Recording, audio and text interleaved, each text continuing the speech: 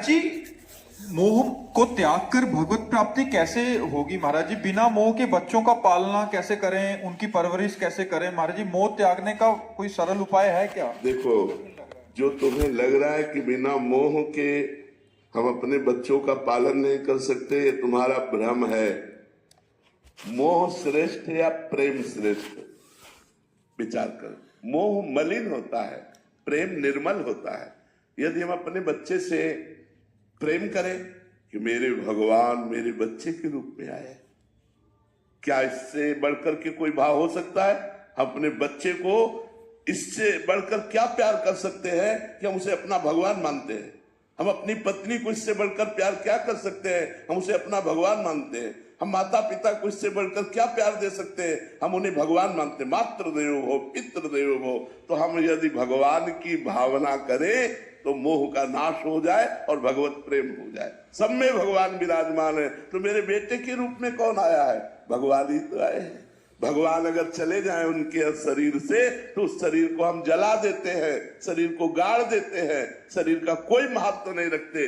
तो आज भी आप अनजाने में भगवान का ही महत्व रख रहे हैं। तो उन्हीं भगवान से प्यार करो ना।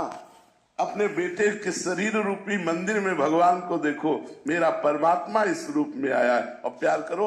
आपकी भक्ति बढ़ेगी और भगवान की प्राप्ति होगी और बेटे का प्यार भी सुरक्षित रहेगा। मोह से बढ़कर के प्रेम है। मोह में तो अज्ञानता है, प्रेम में ज्ञान है। इसलिए भाई ऐसा न सोचो कि मोह के बिना परिवार का पोषण कैसे हो सकता है। बहुत अच्छे से हो सकता है यदि हम भगवत भाव करें तो। पर भगवत भाव करने के लिए नाम जप जरूरी है। बिना नाम जप के भावना नहीं जागृत होती। भजन से ही भाव की प्राप्ति होती है। तुम नाम जप करो। महाराज जी, आपके अनुगत यहाँ 400-500 संत रह रहे हैं, तो आप पालन पोषण कर रहे हैं, क्या आपको मोह है? हमें जितना एक गृहस्थ अपने परिवार से प्यार करता होगा उससे करोड़ गुना प्यार है, करोड़ गुना। हर बच्चा हमको हमारे हृदय से हमारी आत्मा है। हर बच्चा बच्ची हमारी आत्मा है। लेकिन हम कभी पास नहीं बैठते, कभी हम ये नहीं कहते, दुलार नहीं करते। लेकिन हृदय से हमारा चिंतन, जैसे कछुआ अपने अंडे को जल में रह करके चिंतन के द्वारा उसे परिपक्व कर देता है, ऐसे हम चिंतन के द्वारा अपने शिष्य या अपना परिकर या जो जहां भी रह रहा है वो चिंतनी शक्ति के द्वारा हम अपनी आत्मा मानते हैं। हम इनको बहुत प्यार करते हैं, पर हम प्रगट में प्यार नहीं करते। महाराज जी, ये तो बहुत बड़ा उदाहरण है कि बिना मोह के इतने जनों का पालन पोषण हो। और हर बच्चा अगर वो ईमानदारी से सत्य मार्ग में लगा है तो उसको अनुभव होगा कि मुझसे बहुत प्यार करते हैं।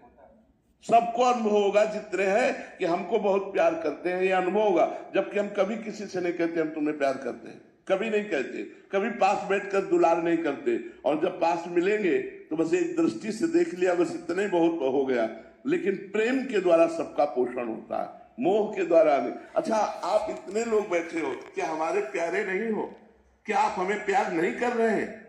क्या मोह का संबंध है हमारा आपका? नहीं है। लेकिन इतना प्यार है कि हम तुम्हें कैसे बताएं। शुद्ध प्रेम चिंतन के द्वारा होता है।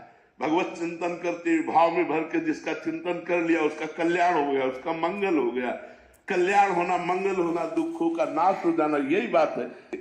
ऐसे लाखों लोग हैं जो देश विदेश में रह रहे हैं। हो सकता है मैं उनको बाहरी ना पहचानता हूं, लेकिन वो भाव कर रहे हैं और उनका परिवर्तन हो रहा है, क्योंकि आंतरिक चिंतन से परिवर्तन हो रहा है। उसे प्रेम कहते हैं। महाराज जी, वास्तविक प्रेम तो गुरु ही कर सकते हैं। भगवान और गुरु अभेद है, इसलिए हम गुरु जी से भी मानते हैं कि भगवान और गुरु वो सर्वज्ञ हैं, वो अखंड मंडल में व्याप्त हैं। जैसे भगवान ऐसे गुरुदेव। तो वास्तविक प्रेम तो भगवान और गुरुदेव ही करते हैं, और तो सब माया का खेल है, भगवान की आसक्ति का खेल है। सब एक दूसरे की आसक्ति में बंधे हुए पशु पक्षी तक अपने बच्चे से प्रेम करते हैं। लेकिन सबको अपना बच्चा मानकर, सबको अपनी आत्मा मानकर, ये तो कोई महात्मा ही प्रेम कर सकता है। सबको बराबर प्रेम देना। इनमें से कोई ऐसा नहीं जो अपरिचित हो हमारे लिए। हमारी आत्मा की तरह उसका प्यार, सबको प्यार, सबको अपनापन। ऐसा नहीं कि इनमें से कोई हमारे लिए नफरत करने योग्य हो। पिता से पूछो, जिसके 4 पुत्र हैं, एक महात्मा है, एक गृहस्थ है, एक पागल है और एक दुराचारी है। उस पिता से पूछो तुम्हारी चारों के प्रति दृष्टि कैसी है, तो वात्सल्य भाव युक्त होगी। वो दुराचारी को भी प्यार करता है, वो पागल को भी प्यार करता है, वो महात्मा को भी प्यार करता है, वो विद्वान को भी प्यार करता है। ऐसे ही हमारे दरबार में, हमारी श्री जी के दरबार में, हमारे लालजू के दरबार में, प्रभु के दरबार में घोर पापी का भी स्वागत है। अब वो क्या है तुम जानो। हमारी दृष्टि में मेरा प्रिय आत्मा, मेरा प्रिय प्राण भगवान पधारा इस रूप में, इसके अलावा और हम परिचय नहीं जानते।